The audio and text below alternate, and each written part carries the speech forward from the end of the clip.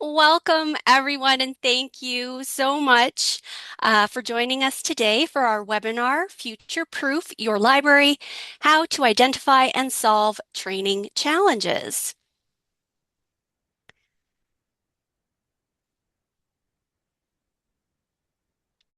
I'm Kaylee Howarth, a product engagement specialist at NoveList, and I work with libraries across the US and Canada to help staff feel confident using our products. Before joining NoveList, I spent nearly 20 years in public libraries here in Alberta, Canada. Joining me today is Lauren Campbell, Senior Readers Advisory Librarian at NoveList. She helps create many of the Reader's Advisory tools that you use every day and previously worked in public libraries for 13 years before joining NoveList in 2021. We're also pleased to welcome Carrie Watson, Library Operations Manager at Englewood Public Library in Colorado. Carrie leads a team dedicated to keeping the library at the heart of their community.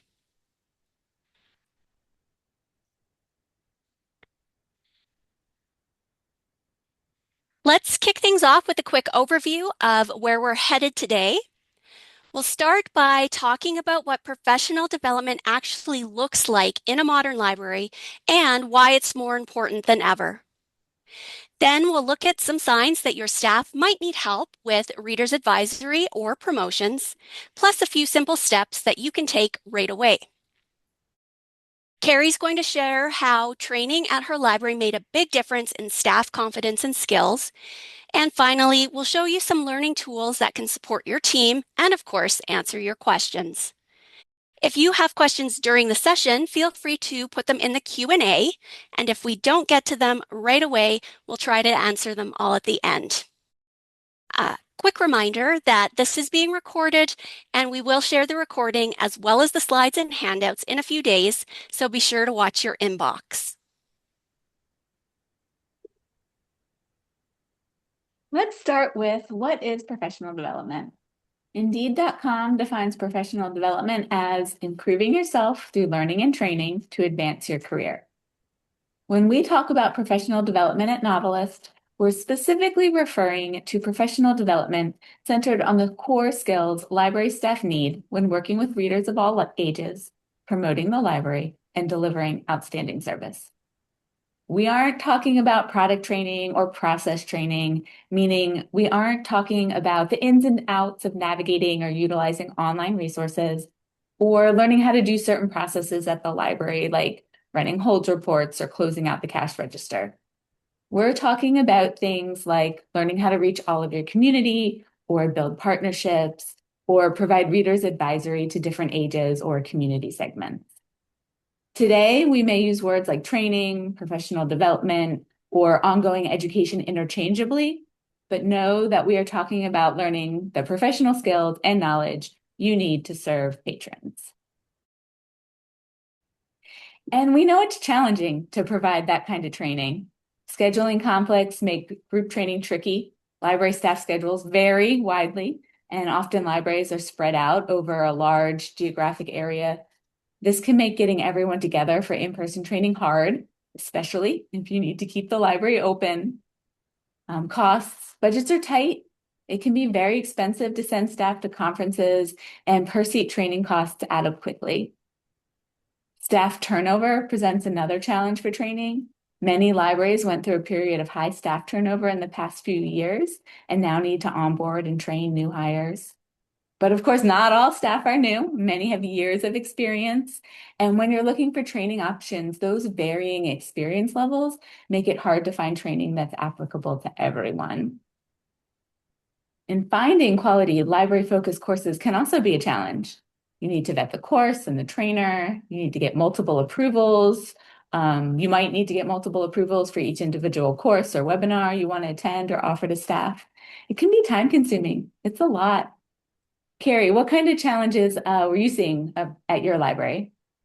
Thanks, Lauren. Most of the frontline staff at our library is part-time, and they don't necessarily come from a library work background. Usually they're hired because their customer service skills are top-notch and because they already have a lot of experience working with the public. But what they need to feel truly successful is library specific skills. Thanks, Carrie. All right, enough with the challenges. Kaylee, give us some good news, some motivation. Why is professional development more important than ever? My pleasure. This is easy. According to the Harvard Division of Continuing Education, professional development is an important aspect of continuing career growth. It can help hone and strengthen existing skills while also helping to build new skills. Professional development can help grow stronger teams and increase staff confidence, which translates into increasing overall job satisfaction, employee performance, productivity, and morale. According to HR Digest, companies that invested in employee development saw a 58% increase in employee retention and a 24% increase in productivity. They go on to say that more and more companies are recognizing that a well-trained and developed workforce is a key driver of organizational success. Companies that invest in their employees' skills and knowledge are more likely to have a highly motivated and engaged workforce, which can lead to improved productivity and overall performance. When it comes to library-focused training, foundational, reader's advisory, and library promotion skills are more important than ever. I agree. Books are the heart of the library, and that means providing outstanding readers advisory services is an essential patron service. Fostering a lifelong love of reading, helping people find what they love to read, helping them find that spark, or introducing a reader to a book they never would have found on their own. These are unique library superpowers and something really no other community institution does. And all staff need Readers Advisory specific training and support to make those great reader services happen. No one starts off as an expert. Library staff can't just magically recommend a good book because they happen to work in a library. But with the right education, all library staff can, for example, recommend a feel-good fantasy with the theme of chosen family if you liked something like The House in the Cerulean Sea, because they're trained readers advisors. And proper training in marketing and promotions is equally important for library staff. All the services in the world won't do a lot of good if no one knows about them. With so many distractions competing for attention, your message really needs to stand out, making promotion more important than ever. Libraries already have a powerful advantage. Your mission is rooted in nurturing a lifelong love of reading, something that no algorithm can replicate. And with the right training, all library staff can feel confident and empowered when it comes to spreading the message of your library's value. Library specific training is important at my library because the circulation team is the ones working the front desk and answering the phones, which means that they are often the very first people that visitors interact with. They're the ones answering the questions first about what book to read, and they need the skills and the confidence to do an actual reference interview. They can then use those skills to navigate various library tools to help guide people to the resource or the book that they're looking for. Okay, so let's get into it. Today's training is about first identifying training challenges, and I'm going to share 3 signs your library may need readers advisory help. You may recognize some of these signs as things that happen in your library. If so, you're not alone. I saw and heard all of these signs plus more when I worked in public libraries. The good news is that training and tools can empower staff and transform your reader experiences. We'll share some tips to consider to help solve these readers advisory training challenges as well. But first, let's do a quick poll. Do you recognize any of these signs at your library? So go ahead and check all that apply. Readers advisory only happens face-to-face. Staff only feel confident recommending books in their comfort zones, or readers advisory is limited to certain staff. Looking at the results. Okay. So seems like the second two are kind of taking the lead, but yeah, I thought we'd see a little bit of everything. Yeah, neck and neck on the second two there. So thank you all. So let's talk a little bit about that sign number one. Reader's advisory only happens face to face. Yes, when we think of readers' advisory, we often think of in person, face to face conversations where a patron asks for a good book.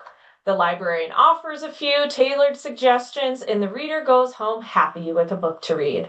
That is absolutely one important way that libraries offer readers' advisory. But it should not be the only way. Face-to-face conversations are not going to serve every reader. Patrons may be rushing in and out of the library in between many other commitments and don't have time to talk. Or they may prefer quietly browsing and discovering titles on their own. Still, other patrons are not in the library at all because they mainly use the library at home through digital resources. Face to face conversations are also not going to take full advantage of every staff member's skill. For example, you may have staff who are in the back of the house role but have tons of book knowledge to share. They won't have the opportunity to provide face to face readers' advisory, but they should have the opportunity to contribute to your overall readers' advisory strategy in other ways. Training can help staff understand the different types of readers that they will encounter and how to provide excellent readers' advisory services to all while playing to their individual roles and skills. So ask yourself, can readers find recommendations in the library or online? Do you have book displays throughout your library? Is Reader's Advisory incorporated into your programming? As you consider those questions, here are a few tips to consider. Think of Reader's Advisory as something you want every type of reader to have access to, whether they're in the library or not. Think of the different ways people use your library and have a way to incorporate recommendations into various areas. For those readers who prefer to browse independently, offer indirect readers advisory through displays, reading maps, shelf talkers, or other types of self-directed recommendations. There are some patrons who come to the library mainly for programs, so incorporate book talks or book displays into every program. This is a nice way to provide participants with reading options on topics they are already interested in. And for readers who mainly use the library at home or on the go, find ways to provide virtual readers advisories. This could be a virtual book display or book lists on your website, forms that they fill out for personalized recommendations, or a newsletter that includes book suggestions. Sign number two, staff only feel confident recommending books in their comfort zone. Staff, like all readers, are going to have their own personal reading tastes and preferences. And for some, this may mean they love certain genres and avoid others. And even if staff read widely, no one person can keep up with all the different types of books for all ages, for all kinds of readers. And too often, staff feel uncomfortable or intimidated, maybe even scared when they're asked about books they're unfamiliar with. Or they feel like they failed if they can't think of the perfect book immediately. All staff need training, resources, and support outside of their comfort zones or outside of what they've personally read. I like to think of readers' advisory questions just like any other reference question. You don't need to know the answer, or in this case, the book, right off the top of your head. You just need to know where to go to find the answer. The right training can help staff grow their confidence in recommending across genres and formats so they can guide readers to their next great read, no matter their preference. So ask yourself, are there tools to help staff recommend books they're unfamiliar with? Do staff know how to stay up to date with new, popular, or award-winning books? And are staff encouraged to talk about books with each other? Anyone working with readers can make meaningful reading recommendations and enhance customer service. So here's some more tips to consider. Create a list of go-to tools and resources for learning about recommending books from any genre. I have to say it, NoveList Plus is an excellent tool to help recommend books. Provide ways to help staff stay up to date with new books. In my past libraries, we've kept new books that weren't on hold behind the desk for a week to give staff time to look them over. We've passed around review journals to make sure everyone read the reviews, or at least the starred reviews. And we would put a sticky note on the cover, and everyone would initial when they'd read through the journal or read the reviews. And our collection development team at one of my libraries would send an amazing internal monthly newsletter highlighting new, noteworthy, and those really popular new titles that were coming out. And find ways to encourage staff to talk about books. You could start meetings by asking staff to share what books they're reading and a quick review. It's fun, and it really does help with Reader's Advisory. And our third sign that your Reader's Advisory may need some help is that Reader's Advisory is limited to just certain staff. In my role at NoveList, I have talked to a lot of libraries. So I know staffing levels vary widely. Some libraries have only a handful of staff, and therefore everyone wears all the hats. Other libraries have multiple specialized departments. It just makes sense that some roles or certain departments are expected to provide reader's advisory, while for other positions, say the Job Help Center or Makerspace, reader's advisory may not be the sole or the main focus. But I also know that when patrons walk through the door, they think everyone is a librarian, and they will ask anyone they see questions about books, which means that anyone working at the library should be able to help with some level of reader's advisory. With the right training, all staff can confidently connect readers with books they'll love, understand what appeals to readers, and deliver personalized recommendations. So I want you to ask yourself, do all staff feel able to take part in reader's advisory? Do individual staff members know how their strengths can support readers' advisory services? And third, is everyone on the team offered readers' advisory training? Readers' advisory, just like any other job skill, requires regular training. Here are some tips to consider. First, offer ongoing training to keep staff up to date and engaged. Create a list of training that every staff member completes to be ready to help with readers' advisory, and then set due dates. Build time into staff schedules for reading and professional development. Training is one of those things that's really easy to get pushed aside. Managers and supervisors need to make it a priority and provide the time for staff to accomplish it. Create opportunities to share and discuss what you learn in training. For example, if everyone on staff watches the same webinar or takes the same online course, schedule a time to meet as a group and discuss what you learned. Is there anything that you think should be incorporated into your library processes? Being able to put into practice what you learned is really what makes training so invaluable. You don't have to accept less than stellar readers advisory services. Investing in professional development gives your staff the training and confidence they need to provide effective readers advisory to create positive patron relationships and keep people coming back. We'll share some specific trainings and suggestions a bit later, but now let's switch and talk about library promotions.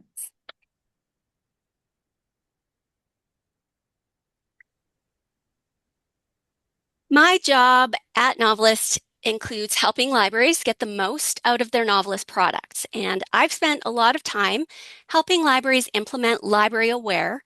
And often that means talking about their struggles with promotions due to limited staff time and training, inconsistent messaging, and reactive marketing. Fortunately, there are training and tools out there that can empower staff and transform your library's promotional efforts.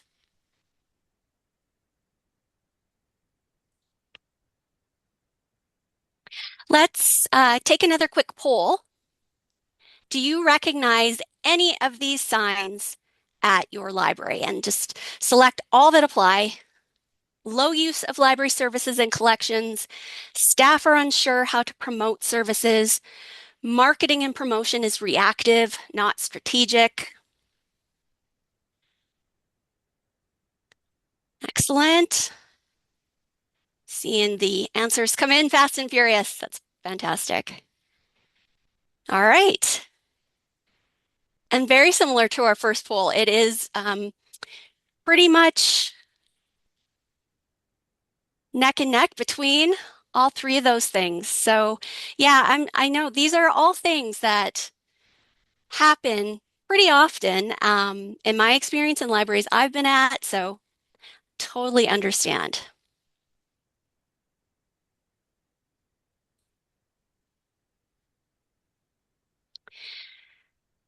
Our first sign that your library may need help with marketing and promotions is that you have low use of library services and collections.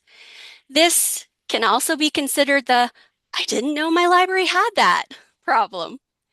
Between books, programs, databases, personalized reading recommendation services, libraries do a heck of a lot. But too often you don't see the usage that you want. And like I mentioned before, library staffing levels really vary, which often means that marketing and promotion is done by library staff who are experts in many things, but are likely not trained in strategic communications. Training is essential, so not only can staff effectively promote the library, but also measure the impact of their reach and prove return on investment to library stakeholders.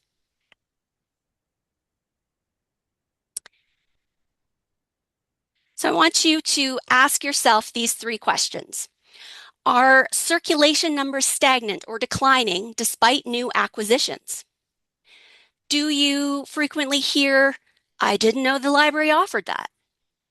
Are program attendance numbers lower than expected, even for well-planned events?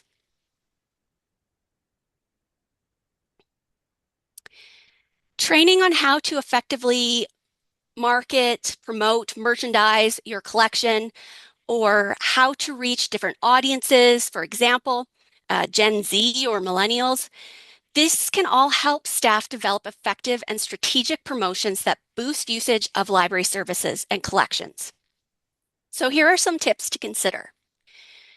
Implement a system for tracking underused resources so you can prioritize promotion where it matters the most. Create a repeatable plan with weekly themes. A repeatable plan can make promotions easier and more consistent. For example, you could promote must-read books on Mondays or highlight a different online resource for Try This Tuesdays. Having a schedule of weekly themes trains your readers to check back regularly. And finally, focus on getting the right information to the right people. Sending more focused emails to specific groups ensures that your messages are reaching the people who care about them. For example, if you offer a children's newsletter, that's the place to share information about your new story walk or the visiting puppeteers. You wouldn't share that information with people who have opted in to hear about genealogy or local history. Our second sign is that staff are unsure how to promote services.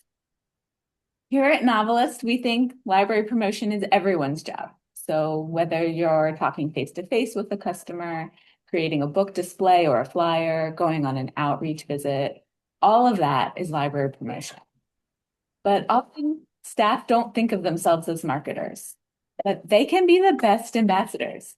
In fact, those very organic interactions with community members are extremely powerful promotional opportunities. But that can be intimidating. And that's why staff need training so they feel confident naturally promoting your services. So ask yourself, do staff hesitate when asked to promote a new service or collection? Is there an inconsistency in how services are described or recommended? Are frontline staff unaware of current promotional priorities or campaigns? Just like all staff should be able to contribute in some way to Reader's Advisory, all staff should feel confident and capable of promoting the library. So some things you could consider: empower staff with talking points and quick reference guides. Sometimes just having some key phrases can help staff feel more confident and consistent when promoting services. You could make simple cheat sheets for staff to print and easily reference. Add staff to your promotional email list. I know no one wants to be inundated with emails, but if you're sending patrons promotional emails, staff should be aware of what's in them and when customers are getting them, or at least the ones that are most relevant to their roles. This helps keep everyone on the same page. And once staff see how informative and awesome your emails are, they'll be more likely to encourage patrons to sign up for them as well. And along those same lines, share your promotional plan or calendar with staff. After all, you don't want to do a great job promoting a service only to have patrons show up and find staff unfamiliar with the resource. If staff know that next month, for example, you're focusing on your small business resources, they'll have time to brush up on them as well. All right, so last sign. Marketing is reactive, not strategic. When your marketing is reactive, you often find yourself making a lot of last-minute decisions based on whoever is asking the loudest. Or you end up promoting something because attendance is low, or because of one-off comment by staff or by patrons. This kind of marketing is ineffective and stressful. With training, staff can learn to be more strategic. They can incorporate best practices like templates, timelines, and measurable goals to ensure consistent, impactful promotion. This makes it easier to communicate marketing successes to stakeholders and justify continued investment. So ask yourself, do you tend to promote programs at the last minute? Is your marketing mostly in response to low attendance or urgent needs? Do you have clear goals and metrics for your promotional efforts? And then a few tips to consider. Perhaps create a promotional calendar that aligns with library goals and community needs. Even a quarterly plan can help shift your marketing from reactive to strategic. Consider different strategies for different channels. You may find that some types of promotions get great engagement through emails, but don't do as well on social media. Your plan should factor in different channels and be targeted to each. Keep up with marketing trends and best practices. Find some marketing websites or resources that you like to follow. Ongoing training is crucial here as well to help your skills stay fresh.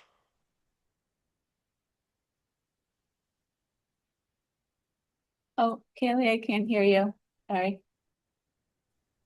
Thank you. Sorry, the Uh-huh. dog was barking, so I muted. Libraries don't have to accept less than stellar promotional results.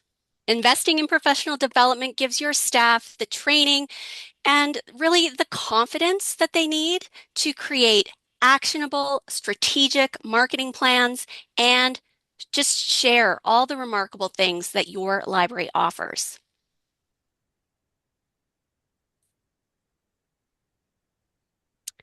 I am now going to pass it over to Carrie to talk more about how her library, the Englewood Public Library in Colorado, implemented an ongoing and scalable training plan.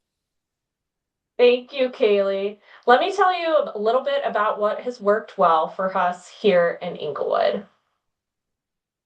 So, staffing our circulation desk, I have a team of 7, but only 2 of those have library degrees, and 2 others have some previous library experience. So, I needed a training plan to give them confidence no matter their previous level of library work.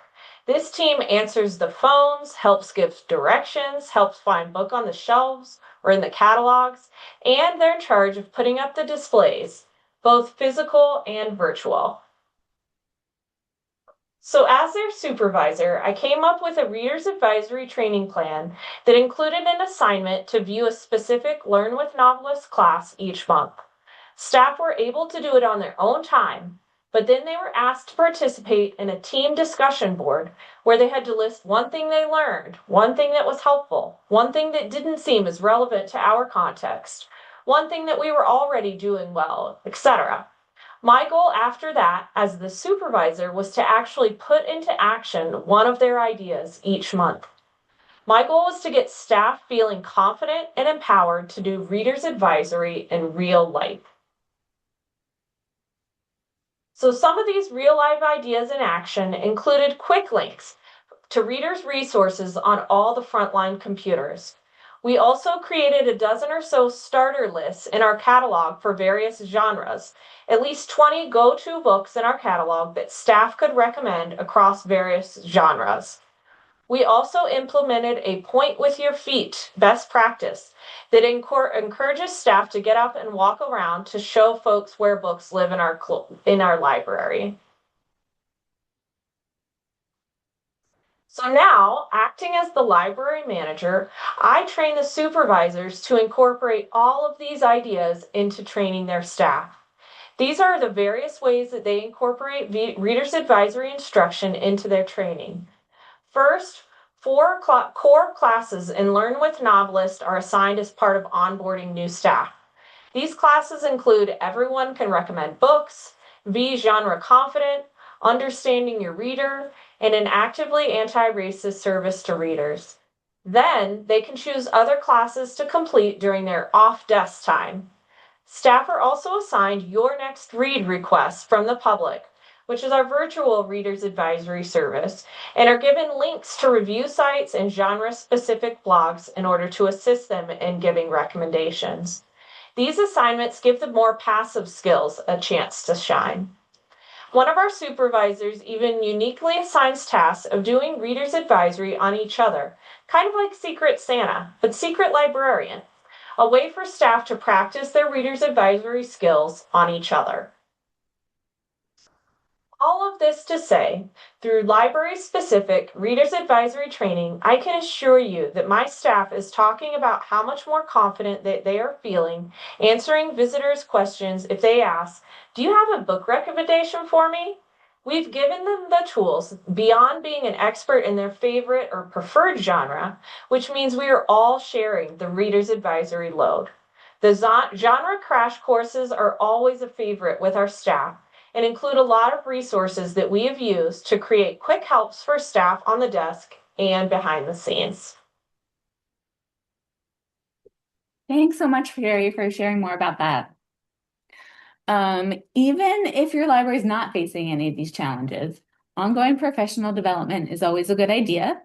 So let's talk about some ways you can make that happen.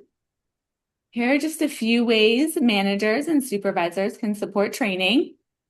First, training's never one size fits all, so recognize different learning styles and training methods and try to provide varied opportunities.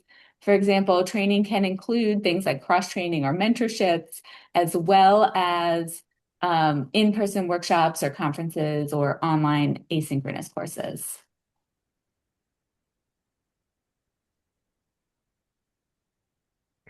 Professional development is ongoing. Creating a formal training plan can make sure that all staff stay on track. Consider building learning time into staff schedules.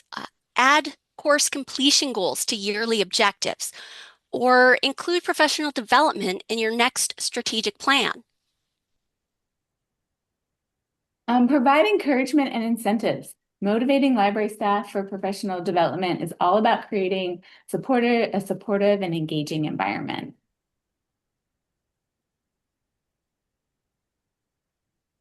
Actively seek out new and varied training opportunities for your staff. Finding valuable training that applies to many different skill levels and, of course, is fun is not always easy, but we do have a few suggestions to get you started. Learn with Novelist Plus is a great resource for ongoing professional development for all staff. So with a subscription to Learn with Novelist Plus, library staff get quality expert training in readers advisory and library promotions. These are the focused professional development courses library staff need to connect with their readers and their community. Learn with Novelist Plus makes it easy to provide ongoing professional development for readers advisory and library promotions, build staff confidence and capacity, and support the unique and varied needs of library staff. So just a little bit more about Learn with Novelist Plus. It includes a well-rounded catalog of quality courses for all staff. The variety and the scope of the courses means there's something for everyone.